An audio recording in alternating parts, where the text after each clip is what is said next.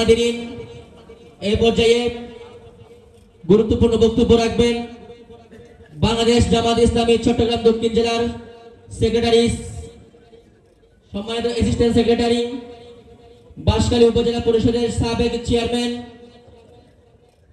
জননেতা ফারানিজাল মুসলিম আলেমে দ্বীন হযরতুল আল্লাম জনাব মাওলানা জহির ইসলাম সাহেব বারাকাল্লাহু তাআলা ফি হায়াতিহি।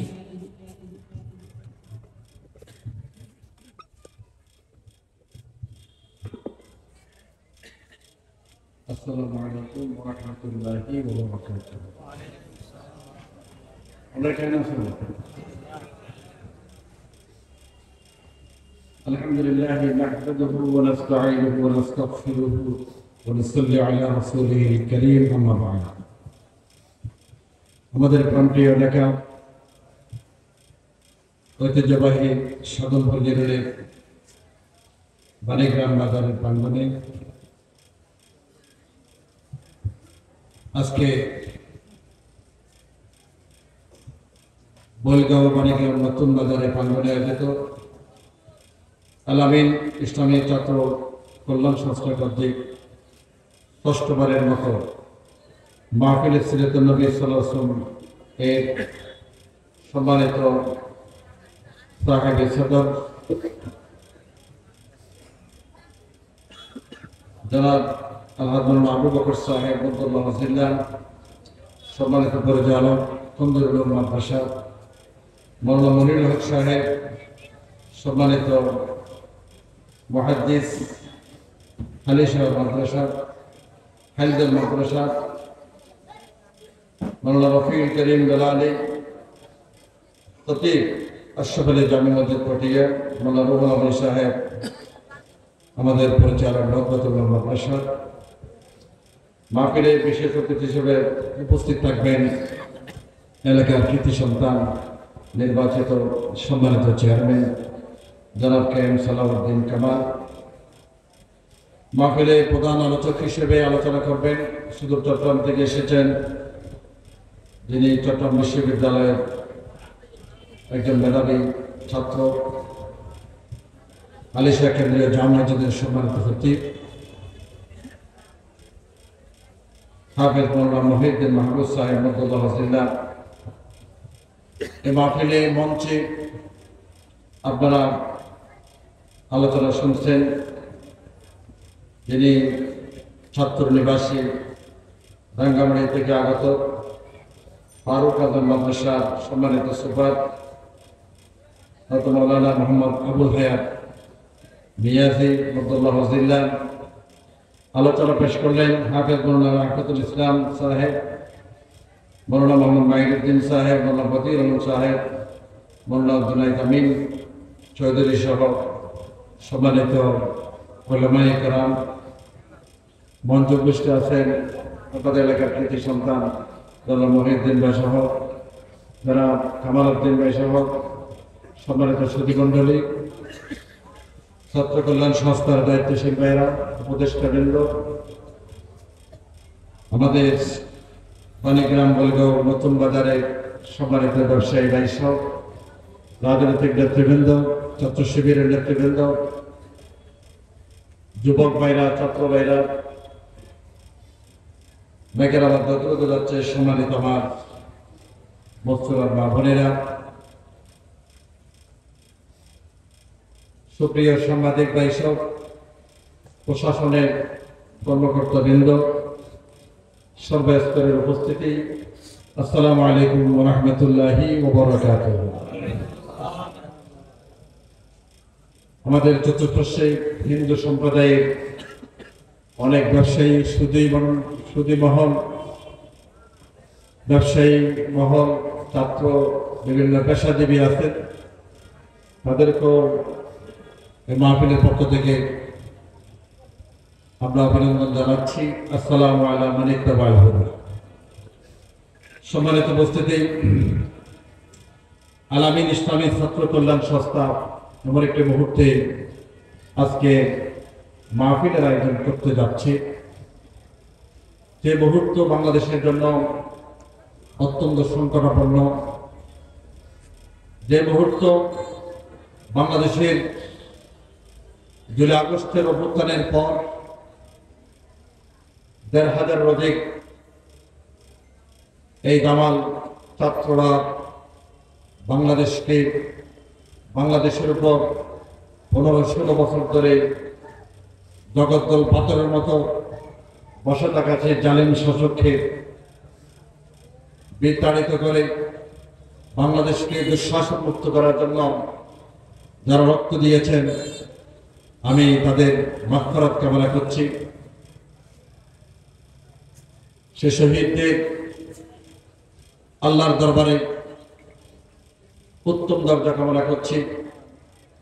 আর সেদিন চট্টগ্রামের জজকোট থেকে আমাদের অ্যাডভোকেট সাইফুল ইসলাম আলিফ যে হিন্দু সম্প্রদায়ের কিছু উস্কানিমূলক উগ্রবাদী ইস্কনের নাম দিয়ে একজন তরুণ আইনজীবীকে জবাই করে নির্মমভাবে হত্যা করেছে, সে শহীদ সাইফুল ইসলাম আলিফের মাগফিরাত কামনা করছি। এবং দোষী সন্ত্রাসী উগ্রবাদী সে সম্প্রদায়ের সম্পৃক্ত সকলকে আইনের আওতায় এনে দৃষ্টান্তমূলক শাস্তি দিয়ে বাংলাদেশের মানুষকে বুঝিয়ে দেওয়া উচিত, যে কোনো ধরনের হত্যা, যে কোনো ধরনের অন্যায়, যে কোনো ধর্মের, যে কোনো বর্ণের, যে কোনো দুষ্কর্মকে সরকার ঘৃণা করে প্রত্যাখ্যান করে তার দৃষ্টান্তমূলক শাস্তি দিয়ে এদেশের ১৬ কোটি মানুষকে মেসেজ দেওয়া হচ্ছে। সম্মানিত উপস্থিতি, রাসূল করিম সাল্লাল্লাহু আলাইহি ওয়াসাল্লামের সিরাতের আয়োজনে আমরা নিজেদের জীবনের পরিবর্তন করব। আমরা আমার 3.5 হাত বড়িতে আল্লাহ রাসূলের সুন্নাত দিয়ে রঙিন করব। আমরা আমাদের পথ চলার পথে ব্যক্তি সমাজ জীবনে, আমরা রাষ্ট্রীয় জীবনে, অর্থনৈতিক জীবনে আমাদের যিনি মডেল, যিনি আদর্শ, তিনি হলেন সর্বকালের সর্বযুগের সর্বশ্রেষ্ঠ নবী রাসূল মুহাম্মদ মুস্তাফা সাল্লাল্লাহু আলাইহি ওয়াসাল্লাম। আল্লাহর হাবিব বিদায় হজের ভাষণে আমাদেরকে মেসেজ দিয়েছেন।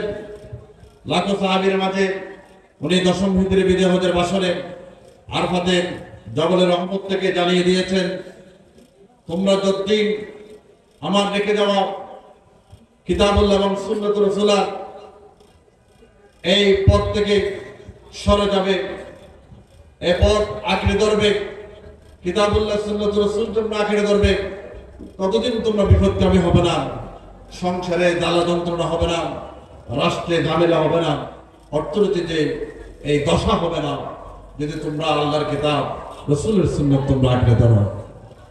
সম্মানিত উপস্থিতি, আমরা বিগত 71-এর পর থেকে বাংলাদেশের কোন সরকারকে আল্লাহর কিতাব মানতে, রাসূলের সুন্নাত মানতে আমরা কোন সরকার পাই নাই। এদেশকে মুসলিম রাষ্ট্র বলবো, এদেশের সংখ্যা বেশি মুসলমানদের, কিন্তু এদেশকে ইসলামী রাষ্ট্র বলতে পারবো না। এদেশের ব্যক্তি পর্যায়ে, ইউনিয়ন পরিষদে, উপজেলা পরিষদে, জাতীয় সংসদে, আইন আদালত বিচারতে কোথাও ইসলাম কায়েম নাই। আল্লাহ রাসূল বলেছেন, যদি ইসলাম কায়েম না থাকে, আমার সুন্নাত যদি তোমাদের পরিবারে প্রতিষ্ঠিত না থাকে, ব্যবসায় প্রতিষ্ঠিত না থাকে, ব্যাংকে প্রতিষ্ঠিত না থাকে, তোমাদের বিপদ যাবে না, তোমাদের দুর্দশা যাবে না, তোমাদের সমস্যা দূর হবে না। এটা কিন্তু ১,০০০ বছর আগে মুহাম্মদ রাসূলুল্লাহ সাল্লাল্লাহু আলাইহি ওয়াসাল্লাম আমাদেরকে ঘোষণা দিয়েছেন। ঠিক আমাদের পরিবারের পরিজনের ব্যাপারে বলেছেন, মুরুসসাবিয়া বিসসালাত ইযা বালাগু ৭ সিনিন ওয়াদরিবুহুম ইযা বালাগু ১০ সিনিন। বাচ্চা ৭ বছর হয়েছে, নামাজের ট্রেনিং দাও, ১০ বছরে নামাজের জন্য মারধর করো। কয়জন বাবা মাঝে আমরা আমার সন্তানকে নামাজের জন্য মারছি? আমার সন্তানকে মায়ের মুসল্লায় আর পুত্র সন্তানকে বাপের সাথে মসজিদে প্রথম কাতারে নিয়ে আসার এই অভ্যাস কয়জনের আছে আপনারা বলুন? এই জন্য আমাদের সন্তান আজকে দুষ্ট হয়েছে, মোবাইলে দোয়া খেলা হচ্ছে, পরের মেয়ে নিয়ে পরের দরজা ফেলতেছে, পরের মেয়ে নিয়ে। আজকে আমাদের মেয়েরা আমাদের চোখে চুন কালে দিয়ে আজকে বেজুদের সাথে চলা হচ্ছে। সংসার ঠিক নাই, পরিবার ঠিক নাই। আল্লাহর হাবিব বলেছেন, নিজে নামাজি হলে হবে না, ও আনফুসাকুম ওয়া আহলিকুম নারা, নিজে বাঁচো জাহান্নামের আগুন থেকে, পরিবার সকল সদস্যকে জাহান্নামের আগুন থেকে তোমরা বাঁচাও। এটা ডক্টর ইউনূস সাহেবের দায়িত্ব নয়, আমির জামাত ডাক্তার শফিকুর রহমানের দায়িত্ব নয়, মির্জা ফখরুল ইসলামের দায়িত্ব নয়। আপনার পরিবারের পরিজনকে ইসলামী পরিবার হিসেবে গড়ে তোলা, জাহান্নামের আগুন থেকে মুক্তি পাওয়ার জন্য আপনি এক নম্বর দায়ী। ওয়ালা রাসূলুল্লাহ, আমরা সকলে বলি সাল্লাল্লাহু আলাইহি ওয়াসাল্লাম, কুল্লু মাওলুদিন ইউলাদু আলা ফিতরাতিন ফাআবওয়াহু ইউআব্বিদানিহি আও ইউনাসরানিহি আও ইউমাজ্জিসানিহি। প্রত্যেক সন্তান মায়ের উদর থেকে, মায়ের জরায়ু থেকে যারা দুনিয়াতে বের হয়, ইসলামের উপর সেই দুনিয়াতে জন্ম লাভ করে। কিন্তু তার মা বাপ তাকে ইহুদি বানায়, তাকে খ্রিস্টান বানায়, তাকে অগ্নি পূজক বানায়। একজন সন্তান নষ্ট হওয়ার পেছনে সবচেয়ে বেশি দায়ী হচ্ছে মা বাপ। এজন্য সন্তান জন্ম দিলেও হবে না, এই সন্তানকে গড়ে তোলা, পরিচর্যা করা, দ্বীন সুন্নত শিখিয়ে দেওয়া, বড়দের সম্মান করা, ছোটদের স্নেহ করা, সালাম কালামের অভ্যস্ত করা, দ্বীন শিক্ষা দেওয়া, রাসূলের সুন্নাত শিক্ষা দেওয়া, এগুলো টোটাল দায়িত্ব মা বাবার, আর কারণ না। এখন চেয়ারম্যানের আদালতে বলে,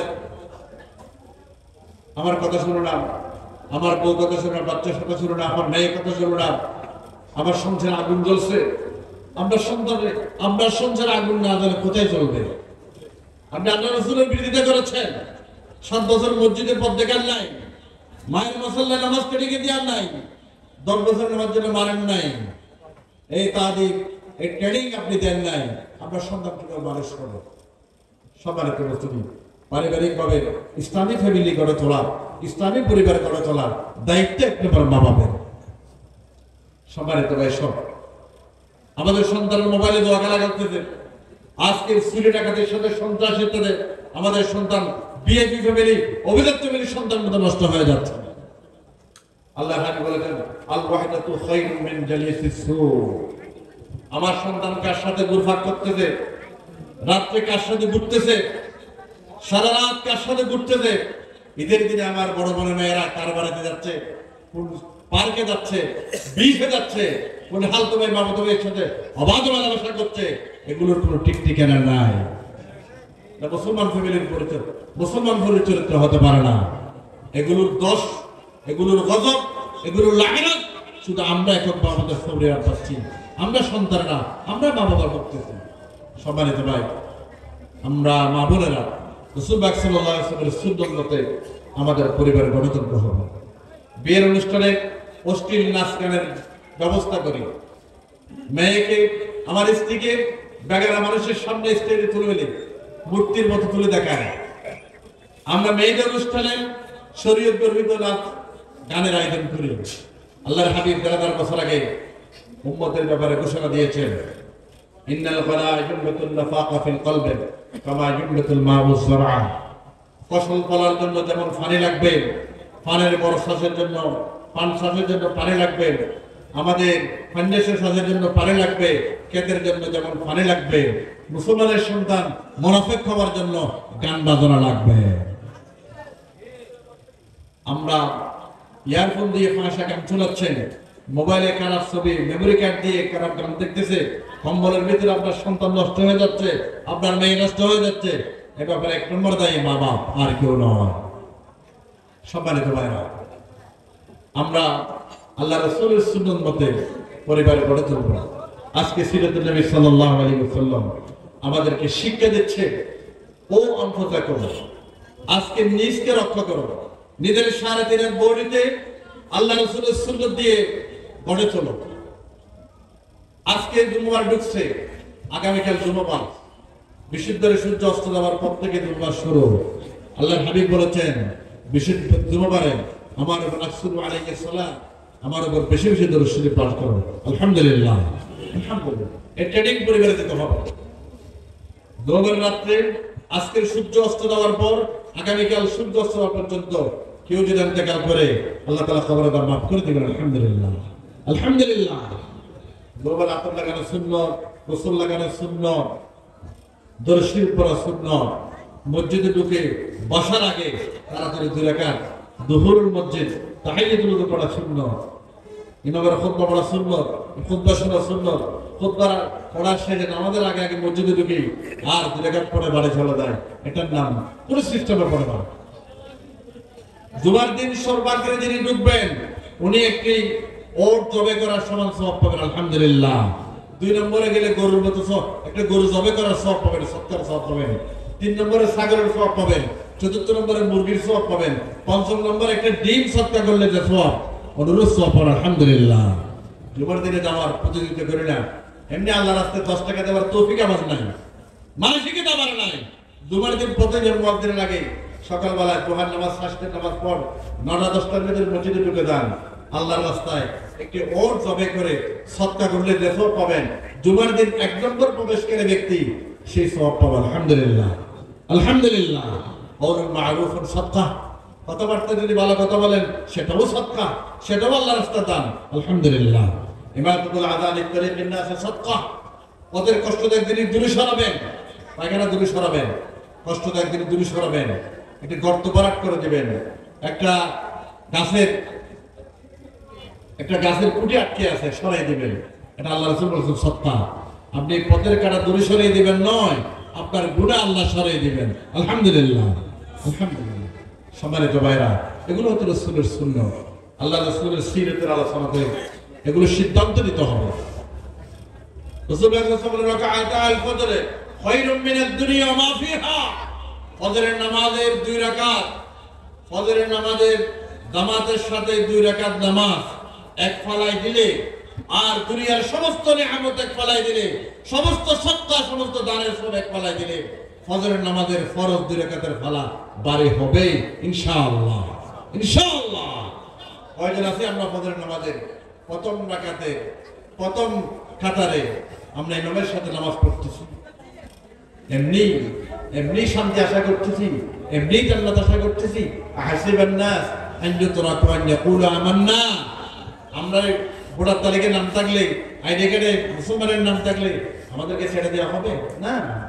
ওহুম লা ইফতানুন, পরীক্ষা করা হবে, পরীক্ষা না করে কাউকে ছেড়ে দেওয়া হবে না। লা তাযুলু কদমা ইবনে আদম, বনি আদমের কোনো পা সামনে ও পিছনে এক কদমে যেতে পারবে না গুরুত্বপূর্ণ সওয়ালের জবাব দিতে না পারলে। কদিন সব দিবেন আল-জামাল আখতি ওয়ালা ফাহিহিম ওয়া তুকাল্লিমুনা আইদিহিম ওয়া তাশহাদু আরজুলুহুম বিমা কানু ইয়াকসিবুন, যেদিন মুখে কথা বলতে পারবে না। আমাদের অনেকে কথা বলে হতা মুখে গিলে হতা হয়ে নিতেন, হাত আলাদির আছে 32 দাঁত আছে, হতাকে হয়ে নিতেন। হতা অত বড় বড় মানুষ আলাদিন পেটা গেল 32 দাঁতটা গেল, হতা হয়ে না মারতে বাবা আছে দে, এলে মানুষ আছে নাই? আছে। আল্লাহ ক্ষমতা কর্ম করে দিব, দিব্যের অফল করে দিব, তারপর এত হতা হবে। 2 জনের মাঝখানে যদি খালি জায়গা তো হতা হয়ে ফেললে এত রাতে 500 লইয়ে হতা হই না পারিব, পারিবে না পারিব? আল্লাহ হতে পারিবে। ওয়াতাকাল্লিমুনা আইদিহিম ওয়া তাশহাদু আরজুলুহুম বিমা কানু ইয়াকসিবুন। এত হতা হবে, পা হতা হবে, এত হতা হবে। আল্লাহ প্রেমশ্রী লিখি হার পক্ষে স্লোগান দিয়ে, হার পক্ষে শিলমারি বুটি ক্যাপ্টানি এনে হারে গুলি করিয়ে হারে দরজা টেললে মিথ্যা মামলার সাক্ষী হয়ে না হলো, মিথ্যা মামলার বাদী না হলো, এবং ওজনে কম দিয়ে না হলো, আধা অনেকের তাৎপর্য দিয়ে না হলো, আধা হলো অন্যায় করে হলো, সমস্ত কথাবার্তা সমস্ত স্টেটমেন্ট হলে দিব, হলে দিব, হাতে দিব। وتشهد أرجلهم بما كانوا يكسبون। দুরবা সাক্ষ্য দিবে। কোথায় কদম মেরেছে, কোন মিছিলে গিয়েছেন, কোন মিটিংয়ে গিয়েছেন? আল্লাহর দ্বীনের পক্ষের মিছিলে, কোরআনের পক্ষের মিছিলে, নাকি আল্লাহর দ্বীনের বিরোধিতার মিছিলে? পা সাক্ষী দিবে। মৌসুম এসে তো বাড়িকে ঘোরা হবে, পুলিশের ডর লাগে, মৌসুম খারাপ। কেন কিছু করে দুনিয়া এলে বেটিনদের হাট এলে ওদের আসরে নাই, এলে ওদের আসরে নাই।